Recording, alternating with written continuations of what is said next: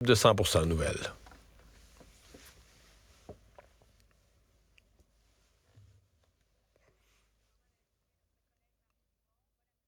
Bonjour.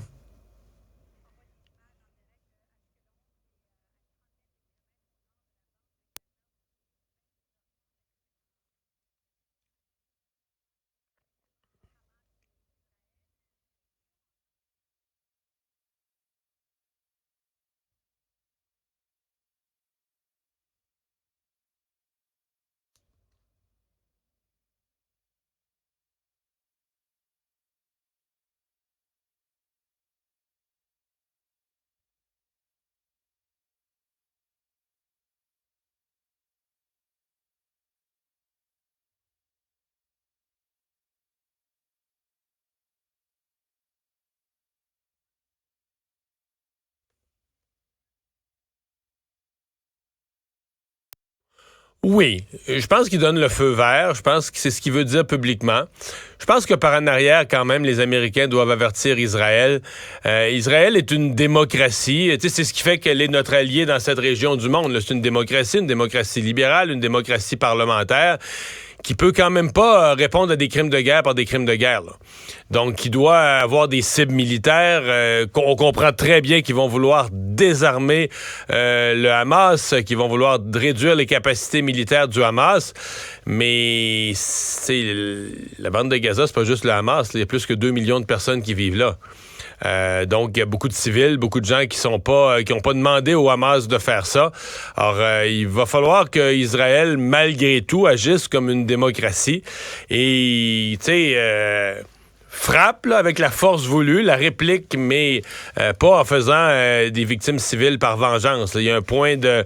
Je suis convaincu que les Américains, par en arrière, avertissent Israël de ça. Ceci dit, les Américains, là, leur bateau gigantesque là, qui est parti en direction pour aller se placer pas loin des côtes, on comprend que la dernière chose que les Américains veulent, c'est une escalade. Que le Hezbollah au Liban s'en mêle, ou pire encore, que l'Iran s'en mêle. Donc, vont aller un peu comme aller patrouiller là, l'espèce de les gros yeux, des gros yeux en mer Méditerranée qui regardent tout le monde pour dire tenez-vous tranquille. Là.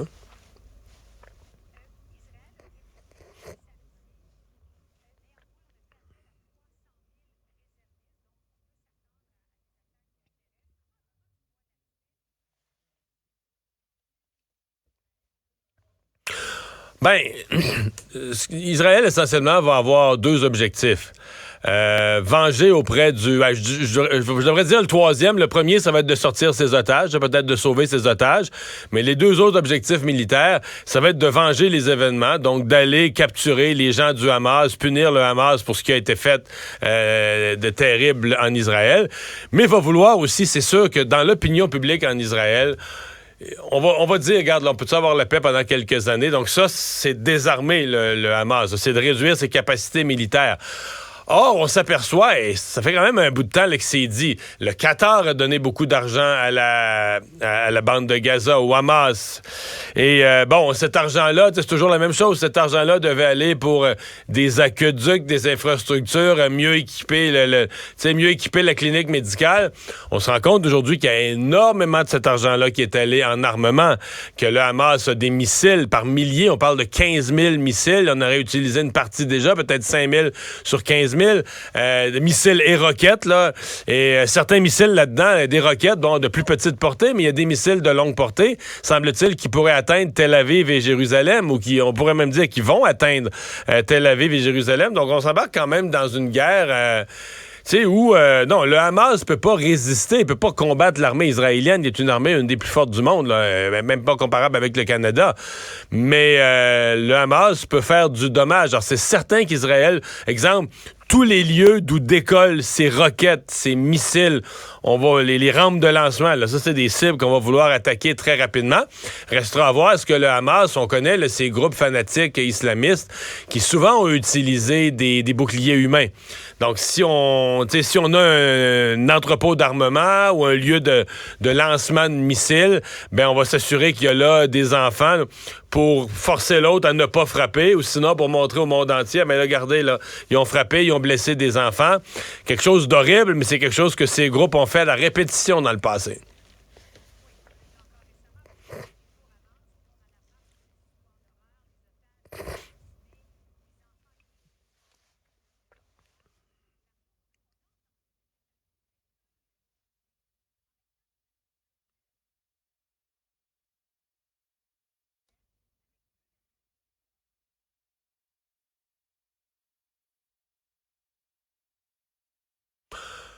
Il n'y a pas de solution simple dans ce coin-là du monde. Ce matin, à mon émission, je relatais à quel point on avait eu de l'espoir en l'an 2000, là, quand Bill Clinton avait mis tout son poids dans la balance pour essayer, avec d'un côté Arafat, de l'autre côté Barack, qui s'était serré la main, qui s'était rencontrés.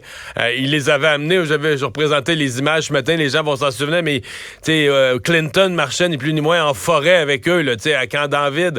Ensuite, il y avait eu une autre réunion, je pense que c'était en Égypte. Et puis tout ça avait foiré, là, tout ça, Arafat est arrivé avec une condition de dernière minute et toutes ces négociations ont achoppé. Mais aujourd'hui, sincèrement, il n'y en a plus vraiment de processus de paix en cours. Oui, il y en avait avec des pays voisins, mais entre Israël et la Palestine, il n'y a plus vraiment de processus de paix en cours. Quoique, il y avait... les gens d'Israël disent qu'il y avait une certaine normalité. Tous les matins, je pense une vingtaine de mille personnes sortaient de la banque de Gaza pour aller travailler là, dans les entreprises du côté d'Israël. Donc, il y avait une normalité certaine dans le quotidien de la vie. Je sais pas si on peut appeler ça une normalité quand il y a des roquettes qui sont lancées à tous les mois, là. Parce que il n'y a jamais eu de paix, là. Le Hamas a lancé des roquettes. Bon, pas comme on a vu samedi, mais une roquette ici et là qui tombait sur un marché ou qui tombait quelque part. Il y en a eu sans arrêt là, depuis 15 ans. Et...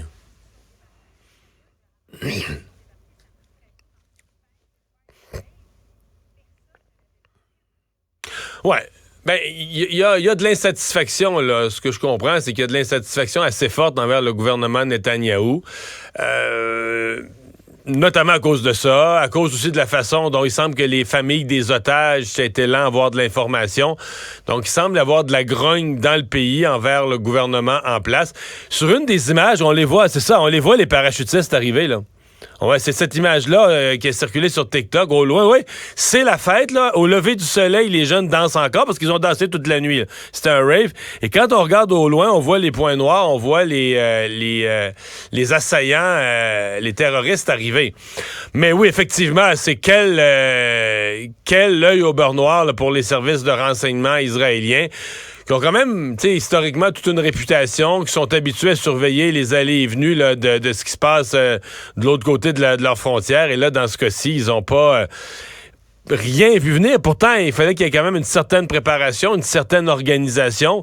Ils ont frappé sur plusieurs fronts, le Hamas, et aucune préparation. C'est l'effet surpris. Mais tu sais... Excuse-moi, Julie, c'est un peu Pearl Harbor, là. Tu sais, les Japonais à Pearl Harbor ont vécu tout un succès, puis ils ont fêté ça le premier soir. On a pris les Américains par surprise, puis on leur a donné toute une volée. Puis maintenant, je veux dire, rendu en 1946, là, quand tu faisais le bilan de tout ça, là, entre Pearl Harbor et 1945, pas sûr que les Japonais ils se disaient que c'était la bonne décision d'avoir frappé. C'est un peu pareil pour le Hamas. Ils auront gagné le premier 24 heures parce qu'ils ont pris les autres par surprise, auront la fierté d'avoir tué des civils, ça a l'air qu'ils ont coupé des bébés en deux. Là.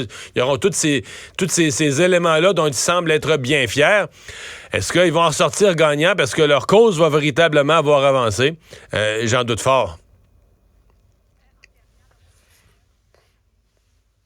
Le quoi? Le quoi? Le Canada? Ah oui, oui! Oui, oui! Le Canada, je le replace, là. Au nord des États-Unis, là, l'espèce de grand pays sur le long. Ouais.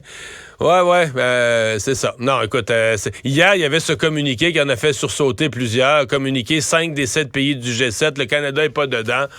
On a compris entre les branches. Bon, là, ce serait le quint, là, pas tous les pays du G7, mais les 5 qui ont l'arme nucléaire. On a compris que le Canada n'a pas refusé d'en être signataire ou pas. Le Canada n'a jamais été partie prenante, consulté.